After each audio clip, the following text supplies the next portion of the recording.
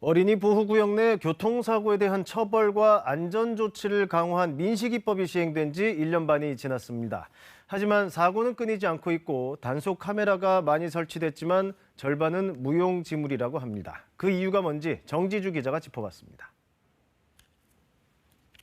요즘 이 형광색 안전덮개를 쓴 가방을 맨 어린이들이 많습니다. 스쿨존, 그러니까 어린이 보호구역 내 규정속도 시속 30km를 의미하는 건데요. 4년 전 경남에서 시작된 캠페인입니다. 운전자 눈에 아이들 잘 보이죠. 그리고 운전자들도 경각심을 갖게 된다는데, 어린이 보호구역 내 교통사고에 대한 처벌 등을 강화하는 민식이법이 시행된 지 1년 반이 됐습니다. 법도 강화가 됐으니까 어린이 관련 교통사고도 많이 줄었을까요?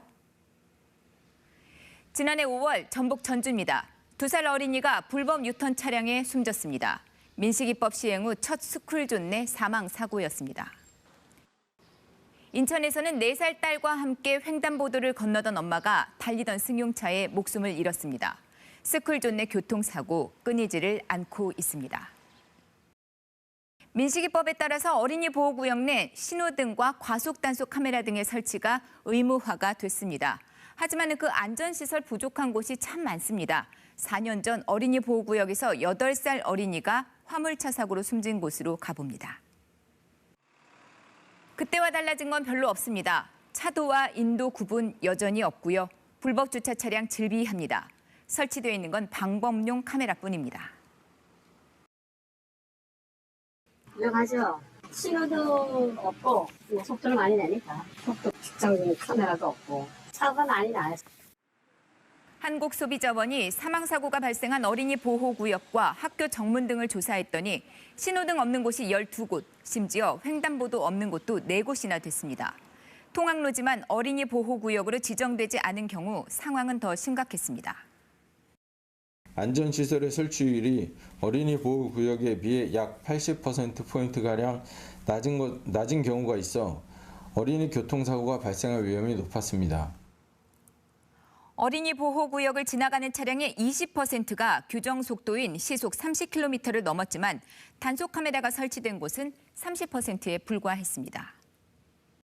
문제는 또 있습니다. 민식이법 시행 후 어린이 보호구역 내 과속 단속 카메라가 급증을 했습니다. 4,001대가 설치가 됐습니다. 하지만 실제 경찰 단속에 쓰이는 거는 2,100여 대뿐입니다. 운영률이 54%. 그러니까 절반 정도는 설치만 됐을 뿐 단속은 못하고 있다는 겁니다. 이 과속 단속 카메라는 자치단체와 경찰청이 예산을 수립하고 설치를 하면은요, 도로교통공단이 성능 등을 확인하는 인수검사를 합니다. 그거 끝나야 경찰이 이관받아서 단속에 활용을 하게 되는데 그 과정이 간단치가 않습니다. 그런데 민식이법 시행으로 갑자기 카메라 설치가 급증을 했습니다. 그러면서 인수검사, 이관 작업에 병목 현상이 생겨서 많이 밀렸습니다. 설치만 됐을 뿐 단속 못하는 카메라가 생겨난 이유입니다. 그나마 경남과 부산은 90% 이상 이렇게 운영이 되고 있지만은요, 서울은 20%에 불과합니다. 전국에서 최하위를 기록하고 있는데요. 그러는 동안 어린이 보호구역 내 어린이 교통사고는 크게 달라진 게 없습니다. 특히 지난해에는 코로나로 비대면 수업을 했죠. 등교를 제대로 못했는데도 2018년보다 오히려 늘었습니다. 단속 강화가 큰 효과를 보지 못했다는 분석이 나오는 이유입니다. 사고를 줄이기 위해 운전대만 잡으면 급해지는 운전자들, 어린이 보호구역에서는 시속 30km 지켜야 합니다. 어린이 대상 안전교육도 다시 한번 강조가 되고 있는데요. 한편 내일부터 서울 시내 어린이 보호구역의 모든 도로에서는 차량 주 정차가 전면 금지됩니다. 예외 없이 무관용 원칙을 적용합니다. 과태료가 부과되고요. 그리고 서울시는 필요한 경우 즉시 견인하겠다고도 밝혔습니다. KBS 뉴스 정지주입니다.